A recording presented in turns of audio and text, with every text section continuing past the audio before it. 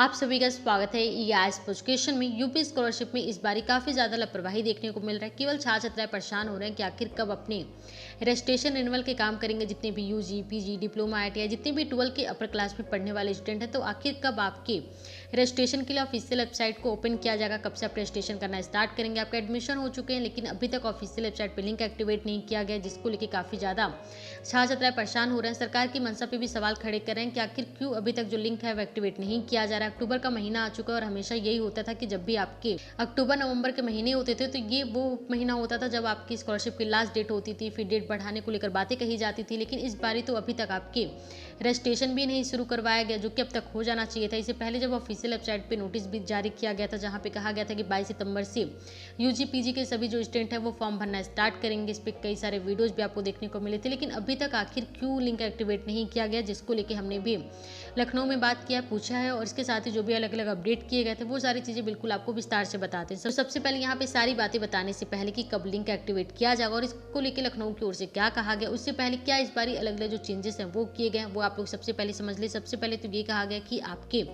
दसमोत्तर के जितने भी छात्र छात्राएं वो 31 दिसंबर तक ऑनलाइन आवेदन कर सकते हो। पूरा जो शेड्यूल है वो जारी किया गया, लेकिन लास्ट डेट तो तब होगा ना जब आपके लिंक एक्टिवेट होंगे। उसके बाद से आप रजिस्ट्रेशन करना स्टार्ट करेंगे, रजिस्ट्रेशन रिन्यूअल के काम होंगे। खैर, यहाँ पे इसके साथ बात किया जाए कि आपके जो पैसे हैं वो भी इस बार डायरेक्ट मार्च के महीने में भेजे जाएंगे। इसके साथ यहाँ पे ये कहा गया कि आपकी जो छात्रवृत्ति है वो भी बायोमेट्रिक के आधार पर दिया जाएगा, जो कि इस बार हो पाना बिल्कुल भी असंभव है और अगले 2 सालों के लिए तय किया गया है। लेकिन इस बार आपके अटेंडेंस काफ़ी ज़्यादा मायने रखेंगे। अटेंडेंस के आधार पर ही जो आपकी छात्रवृत्ति है वो दिया जाएगा। इसके बाद से एक और चेंजेस किया गया कि जितने भी अल्पसंख्यक छात्र छात्राएं होंगे, इनको मेरिट के आधार पर छात्रवृत्ति दी जाएगी। यानी कि फर्जीवाड़े को रोकने के लिए इस बार ये किया गया कि जितने भी अल्पसंख्यक छात्र छात्राएं होंगे उनके मेरिट के आधार पर छात्रवृत्ति होगी। इसके साथ ही इस बार छात्रवृत्ति में 500 रुपये जो है वो बढ़ाए गए। तो इस तरीके के कई सारे जो अलग अलग अपडेट हैं वो किए गए। और यहाँ पे क्यों इस बार सितंबर के महीने में जो फॉर्म भरने को लेकर जो बातें थी वो कहा गया, इसको लेकर यहाँ पे जो कि जिला समाज कल्याण अधिकारी प्रज्ञा पांडे हैं, इनकी ओर से कहा गया था कि पहले अप्रैल से शासन आदेश आते थे और इसी के साथ प्रक्रिया शुरू हो रही थी। इस बार पूरा सॉफ्टवेयर अपडेट हुआ और शासन आदेश भी अभी आया है। इस आधार पर मार्च में ही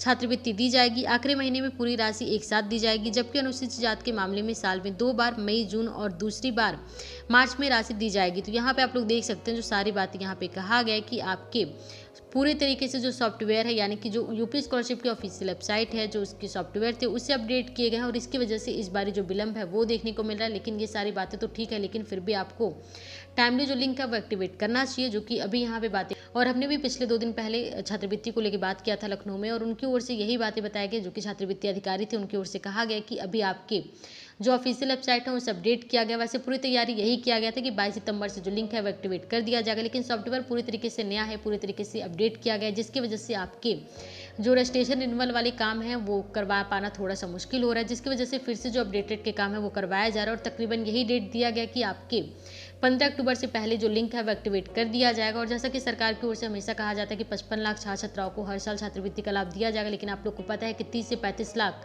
छात्र छात्राओं को छात्रवृत्ति का लाभ मिल जाए, यही बहुत बड़ी बात होती है। तो फिलहाल अभी जो बातें वो यही कहा गया कि 15 अक्टूबर से पहले तक जो लिंक है वो एक्टिवेट कर दिया जाएगा और कोशिश किया जाएगा कि इस बार ज़्यादा से ज़्यादा छात्र छात्राओं को छात्रवृत्ति दिया जाए, फर्जीवाड़ा ना हो। तो खैर, मेरे पास जो जानकारी था वो यही दिया गया कि 15 अक्टूबर तक जो लिंक है वो एक्टिवेट कर दिया जाएगा। उम्मीद करते हैं कि 15 अक्टूबर तक जो लिंक है वो एक्टिवेट हो जाए। बाकी यहाँ पे आप लोग को एक काम भी जरूर करके रखना है। सबसे पहले तो अपने बैंक अकाउंट की केवाईसी सीडिंग वाले जो काम है वो आप लोग करवा लीजिए। साथ के साथ जिनका भी इस बार फर्स्ट टाइम रजिस्ट्रेशन होगा, तो कोशिश कीजिएगा कि बिल्कुल अपने जाता है निवास वाले जो आप लोग सर्टिफिकेट बनाते हैं उसको इसी बार का बनवा लीजिए, क्योंकि आप एक बार रजिस्ट्रेशन कर देंगे तो फिर आप उसको रिन्यूअल में चेंज नहीं कर पाएंगे। तो इसलिए खासतौर पे इस बात का ध्यान रखिएगा। और खासतौर पे जो आपका इनकम सर्टिफिकेट होता है वो अगर इसी साल का हो तो ज़्यादा बेहतर होगा। जितने भी रजिस्ट्रेशन करने वाले स्टूडेंट हैं, बाकी जितने भी रिन्यूअल करने वाले स्टूडेंट हैं, तो आप लोग खासतौर पर अपने बैंक वाले जो काम है वो करवा लीजिए, केवाईसी मैपिंग सीडिंग वाले काम करवा लीजिए। तो मेरे पास जो पूरी जानकारी थी इसको लेकर बिल्कुल विस्तार से हमने आपको बताने की कोशिश की, ताकि आपका कोई भी सवाल ना रह जाए। लेकिन अगर आपके कोई सवाल रह जाते तो अपने सवाल को कमेंट कर दीजिएगा। साथ के साथ चैनल पे पहली बार आए, चैनल को सब्सक्राइब करें, बेल आइकन को क्लिक करें और टेलीग्राम को भी ज्वाइन कर लें।